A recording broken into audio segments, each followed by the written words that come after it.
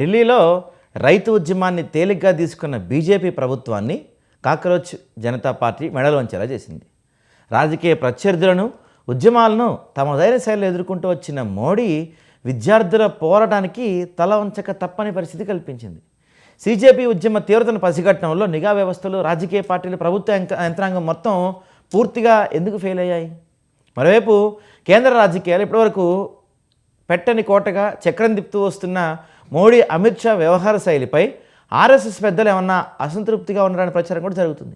ఇదే సమయంలో ఇక తాము కేవలం ఉద్యమ సంస్థగా కాకుండా ప్రెషర్ గ్రూప్గా పనిచేస్తామని కాక్రోచ్ జనతా పార్టీ ప్రకటించడం రాజకీయంగా ఎలాంటి పరిణామాలకు దారితీయబోతుంది?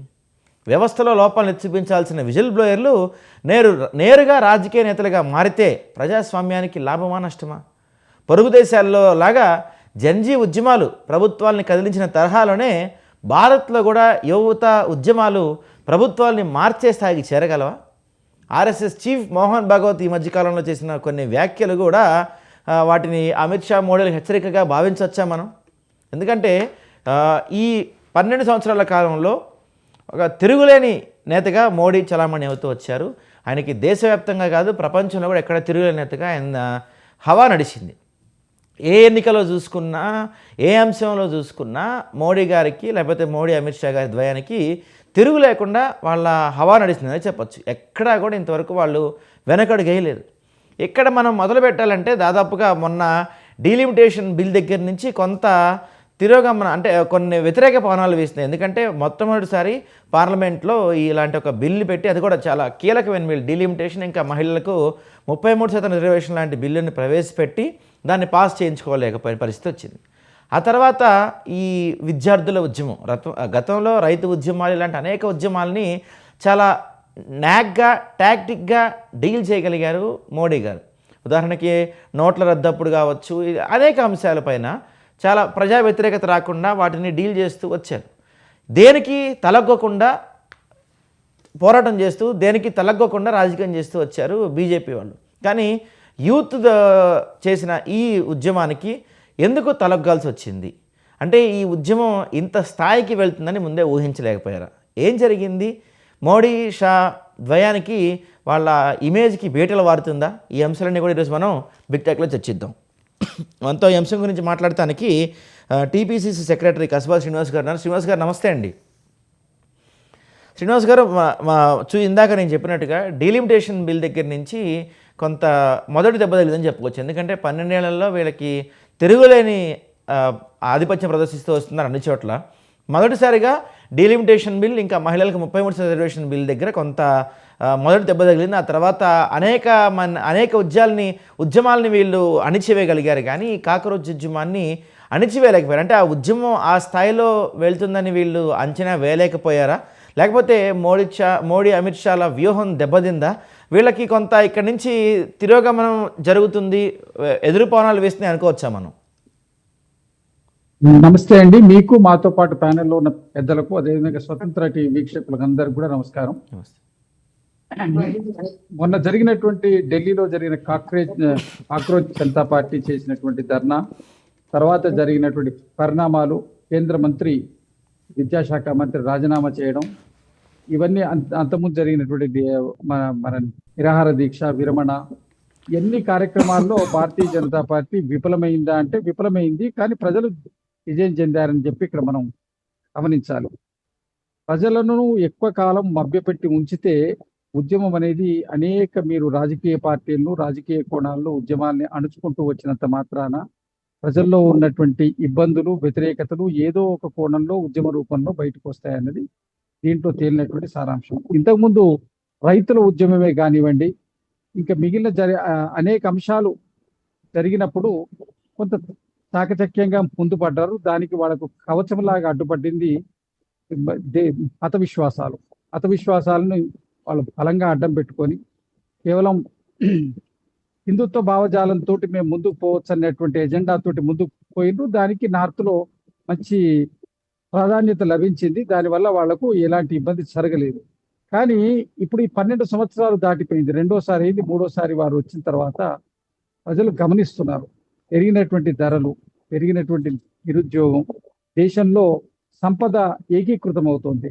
ఏకీకృతమవుతున్న సంపద, సామాన్యుల దగ్గర ఏర్పడుతున్నటువంటి ఇబ్బందులు, ఇవన్నీ అంశాలు ఏదో ఒక కోణంలో ప్రజలు నిరుత్సాహంతో నిర్వేదంతో ఉన్నారు. ఈ ఉన్నటువంటి అన్ని కూడా కాకరోజు ఉద్యమం వచ్చినప్పుడు అన్ని వర్గాల ప్రజలు అక్కడ మద్దతు ఇచ్చారు. సరే, దాన్ని వాళ్ళని మొదలు దేశద్రోహులుగా, అదే తర్వాత సాంఘిక వ్యతిరేక శక్తులుగా చిత్రీకరించే ప్రయత్నాలు చేసినా దేశంలో కూడా పూర్తిగా కూడా కొంత దానికి యాక్సెప్టెన్సీ వచ్చింది. యాక్సెప్టెన్సీ రావడానికి కారణం ప్రజలు పడుతున్నటువంటి ఇబ్బందులు, వాళ్ళు ఎదుర్కొంటున్నటువంటి సమస్యలు. ఈ సమస్యల్ని ఏవి అడ్రస్ చేయకుండా కేవలము మత విశ్వాసాలను, జాతీయ భద్రతను ముందర పెట్టుకుని రాజ్యం చేద్దామనే ప్రయత్నం భారతీయ జనతా పార్టీ చేస్తూ వచ్చిందో అవన్నిటి ఒకసారి బయటపడ్డది. ఇవన్నిటిని గమనించినటువంటి మోహన్ భగవత్ గారు క్లియర్ గా వారు చూసి అందుకే చెప్పిండ్రు, మీరు జంజీ ఉద్యమాన్ని, వాళ్ళను పసిపిల్లలను మన ఇంట్లో ఏ విధంగా అయితే మన పిల్లలను మనం వాళ్ళను ఉద్యోగించి వాళ్ళను దారికి తెచ్చుకుంటామో అదే విధంగా చేయాలి తప్ప వాళ్ళు కఠినంగా వాళ్ళ మీద వ్యవహరిస్తే దీని మీద సమాజంలో దుష్పరిణామాలు వచ్చేటువంటి ఆస్కారం ఉందని వారు హెచ్చరించారు. పెద్ద పాత్రలో వారు హెచ్చరించారు. వారు మీడియా పరంగా హెచ్చరించడానికి కారణం ఏంటంటే ఆర్ఎస్ఎస్ దీనికి అనుకూలంగా లేదు. భారతీయ జనతా పార్టీ చర్యలను ఆర్ఎస్ఎస్ కూడా ఒక విధంగా వ్యతిరేకిస్తున్నట్టే లెక్కాలి. ఆర్ఎస్ఎస్ భారతీయ జనతా పార్టీ విధానం మీద సంతృప్తితో ఉన్నట్టయితే మోహన్ భగవత్ గారు వారికి తెలుగులో చెప్పేవారు. వాడి పబ్లిక్ డొమైన్ లో చెప్తుందంటే దాని అర్థం ఏమిటి? మీరు ఆర్ఎస్ఎస్ వాళ్ళు ఖచ్చితంగా వాళ్ళ యొక్క సైద్ధాంతికాన్ని, వాళ్ళకు ఈ ఉద్యమం పట్ల వాళ్ళకు ఉన్నటువంటి అనుకూలతను వాళ్ళు స్పష్టం చేసిండ్రు. ఇప్పటికైనా కూడా మోడీ, అమిత్ షా గారే కానివ్వండి, కేంద్రంలో అధికారంలో ఉన్న భారతీయ జనతా పార్టీ వాళ్ళు ఈ సత్యాన్ని గ్రహించి ఉపాధికి సంవత్సరానికి 2 కోట్ల ఉద్యోగాలు ఇస్తామని హామీ ఇచ్చినటువంటి ప్రభుత్వం ఇప్పటి వరకు ఎన్ని ఉద్యోగాలు ఇవ్వగలిగినారు? ఉద్యోగ కల్పనలో కూడా వారు జరిగిన వైఫల్యాన్ని అంగీకరించి ఇక్కడి నుంచైనా సరైన రీతిలో ఉద్యోగ కల్పన చేసే ప్రయత్నం జరగాలి. ఇండస్ట్రియలైజేషన్ పెరుగుతుంది, కానీ మెకనైజేషన్ పెరిగింది. దానివల్ల అనేకమైనటువంటి సాఫ్ట్వేర్ రంగం నుంచి ఏ ప్రభావం వచ్చిన తర్వాత సాఫ్ట్వేరే కానివ్వండి, మిగిలిన ఇండస్ట్రీస్ లో కూడా పెరిగినటువంటి టెక్నాలజీ ప్రకారం మ్యాన్ పవర్ తగ్గుతూ వస్తుంది. కాబట్టి ఇదంతా దీన్ని ఏ విధంగా మనం సమతుల్యం చేయాలి, ఏ విధంగా దీన్ని చేయాలనేటువంటి మౌలిక అంశాలు పక్కన పెట్టి కేవలం ఎన్నికలు వచ్చినప్పుడు వాటి మత విశ్వాసాలని రెచ్చగొట్టి ఓట్లు దండుకొని అధికారంలోకి వచ్చి ఒక పద్ధతిగా వాళ్ళు పెట్టుకొని వచ్చారు. ఇవన్నీ కొంతకాలం వరకు భరించారు. ఇప్పుడు వాళ్ళు ఇమీడియట్ గా రివోల్ట్ అవుతుండ్రు, రియాక్ట్ అవుతుండ్రు అన్న విషయాన్ని మోహన్ భగవత్ గారు అడ్రస్ చేసిండ్రు. దాన్ని అదే అన్ని రాజకీయ పార్టీలు మొదటి నుంచి చెప్తూనే వస్తున్నాయి. మొదటి నుంచి మా కాంగ్రెస్ పార్టీ నాయకులు, లోక్సభ ప్రతిపక్ష నాయకులు రాహుల్ గాంధీ గారు ప్రతి అంశాన్ని హెచ్చరించుకుంటే వచ్చింది. వాళ్ళ ఇథనాల్ విషయంలో కూడా వీరు చేస్తున్నటువంటి దాని మీద ప్రజల్లో కూడా విపరీతమైన వ్యతిరేకత వస్తుంది. ప్రజలు ఇబ్బంది పడుతున్నారు. మోటార్ సైకిల్ వాహనాలు కానివ్వండి, కార్లు కానివ్వండి, అన్ని ఇబ్బంది పడి, పాత వెహికల్స్ అన్ని ఇబ్బంది పడే పరిస్థితి వస్తుందని దాని మీద కూడా ట్వీట్ చేసిండ్రు. అంటే ప్రజలు యొక్క ఇబ్బందులను పట్టించుకోకుండా కేవలము వారి ఎంబడున్నటువంటి బడాబాబులు, సంపన్నులను వారి యొక్క సంక్షేమం కోసమే ప్రభుత్వం పనిచేస్తున్నట్టుగా కనబడుతుంది. ఈ అంశాలన్నీ యువత గమనిస్తుంది. ఎందుకంటే ఇవాళ పెరిగినటువంటి మీడియా వల్ల మంచి చెడు రెండు అన్ని ఉంటాయి. బట్ కాకపోతే ఏంటంటే యువత వాళ్ళకి కావాల్సినటువంటి అంశాలు తీసుకొని ముందుకు వస్తున్నది. జంజీ ఉద్యమాల ద్వారా వేరే దేశాల్లో ఏం జరిగింది వేరు, భారతదేశం పరిస్థితి వేరు, నైసర్గిక స్వరూపాలు వేరు. ఇక్కడ ఆ విధమైన పరిస్థితులు ఉండవు. కాకపోతే యువత లోపల చైతన్యం వచ్చింది. ఇప్పుడు మీరు ఒక అంశాన్ని మనం చారిత్రక ఇతివృత్తాలను కూడా గమనించాలి. చాణక్యుడు ఆ రోజు ఉద్యమాన్ని యూనివర్సిటీని, తక్షశిలా యూనివర్సిటీని స్టార్ట్ చేసిండు. తక్షశిలా యూనివర్సిటీలో ఆయన స్టార్ట్ చేసినటువంటి ఉద్యమమే నందరాజు యొక్క రాజ్యాన్ని మార్చి అది చంద్రగుప్తుని రాజు చేసేంత వరకు వచ్చింది. అదేవిధంగా అనేక ఉద్యమాలు, స్వతంత్ర ఉద్యమాలు కూడా విద్యార్థుల నుంచి అధిక శాతంలో స్టార్ట్ అయింది.